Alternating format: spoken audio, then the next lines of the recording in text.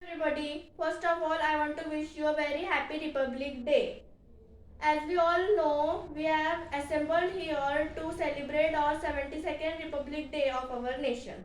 Republic Day, praised each year on 26 January, has a special significance of throughout our India's entire existence.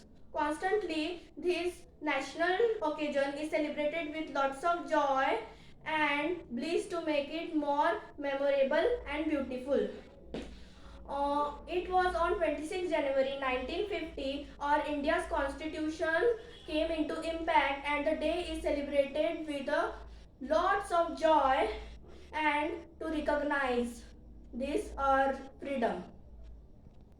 We are all aware that India got its independence on 15 August 1947.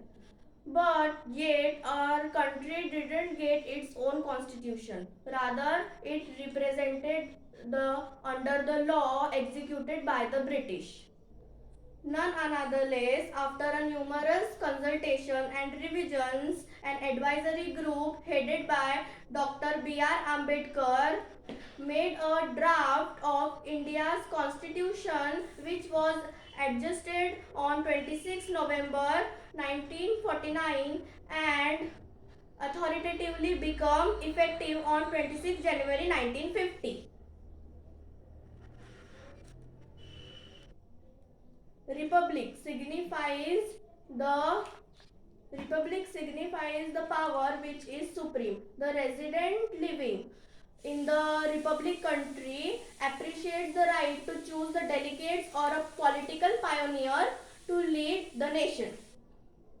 The principal Republic Day festivities are held in the national capital, New Delhi, at the Rajpath in the presence of President of India, with the gathering of a large number of peoples, maybe from India as well as from other nations, to enjoy the festivities and enthusiasm of that day. The President hoists the national flag and addresses the country with a Republic Day speech by encouraging words to everybody in the nation present there and as well as others. Every school, college and office celebrates and take an interest in Republic Day and show their energetic enthusiasm. This day is all about enthusiasm, respect, all understanding sacrifices and hugely celebrating our freedom. So thank you all of you. Jai Hind, Jai Bharat.